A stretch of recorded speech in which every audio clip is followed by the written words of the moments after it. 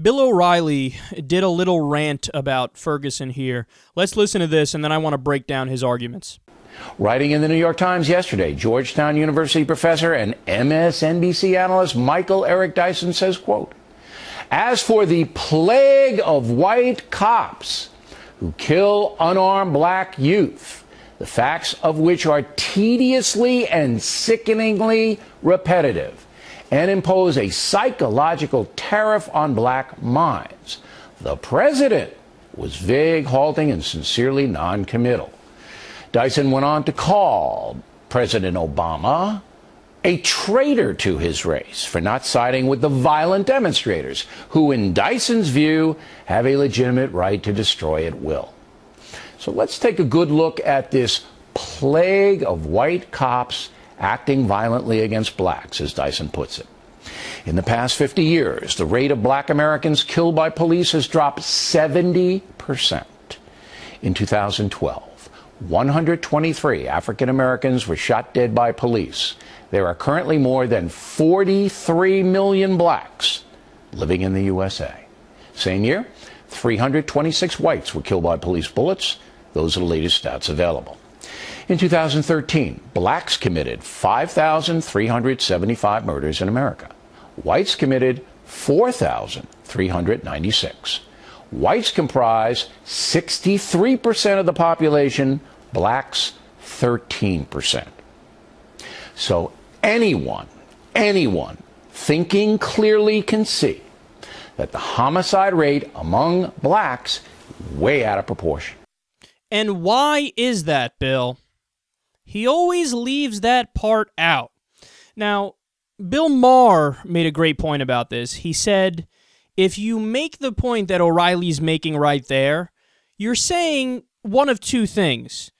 Either you're saying blacks are inferior, that they're genetically inferior and it's inherent in who they are, it's in their nature to just be more violent and they're prone to violence and that's just how they are. Or you're saying maybe something happened pretty recently which would provide a logical explanation for those numbers. Like, I don't know, maybe a history of racism and systemic flaws that exclude African Americans from the same things that white people have. And, of course, the implication with Bill O'Reilly is the former. Everybody knows that. In fact, he doesn't even really try to hide it. So, here are the facts. We know that those numbers that O'Reilly laid out there, you can attribute them to poverty and systemic issues because, understand, they always talk about that, right? The numbers that he gave there. What they don't tell you is that if you look at the crime statistics for middle-class black families, the crime statistics for them are the same as the crime statistics for middle-class white families.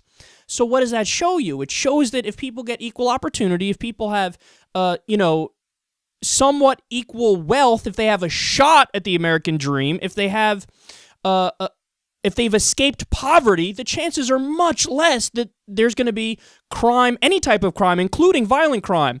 But let's look at some more facts that he conveniently leaves out. And these 100% back up Michael Eric Dyson's case. Black Americans are 3.6 times more likely to be arrested for selling drugs, even though whites are 45% more likely to sell drugs than blacks. So in other words, white people sell drugs more, but black people are arrested more for selling drugs. Okay, that would seem to indicate that there's something going on with the justice system that doesn't view both groups equally. Also, there were 1,217 deadly police shootings from 2010 to 2012 captured in the federal data, and blacks age 15 to 19 were killed 21 times more than whites. Again, not because the whites were angels, but because law enforcement was quicker to use deadly force with black people. And here, two of the most stunning facts on this issue. Police officers, security guards, and self-appointed vigilantes, so like these oath keepers who went to Ferguson, who they're basically a right-wing militia who say they're going to uphold law and order in Ferguson, and they're going to take control of people if they get out of line. So police officers, security guards, self-appointed vigilantes, They killed one black man every 28 hours in 2012. But no, there's no problem with law enforcement and the society at large and the black community. Not at all. No, it's totally in your minds, black people, or it's all your fault, as other conservatives would say. And finally, you are 8 times more likely to die from a police officer than a terrorist in the United States of America. So Bill O'Reilly, who fear-mongers all day long about terrorists and Al-Qaeda and ISIS, and he says it all the time, we have to do something, we have to go fight them, we have to go fight them, they're such a big threat. But he doesn't even bring up the fact that statistically, so factually speaking, cops are a bigger threat to your life than terrorists.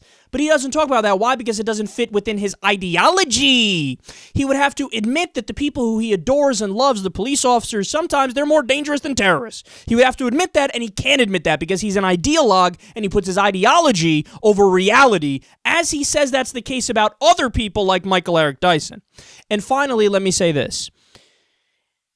What Bill O'Reilly doesn't acknowledge, and I don't know if it's because nobody ever brought this point up to him, or he rejects it because he's being dense. I don't know what the reality is, but he would never acknowledge that if you switch racial histories in the U.S. So, for example, let's say we had a majority black country here in the United States, and the minority population was white people, and it was the white people who were enslaved, and the white people who had the Jim Crow laws against them, and the white people who had separate but equal.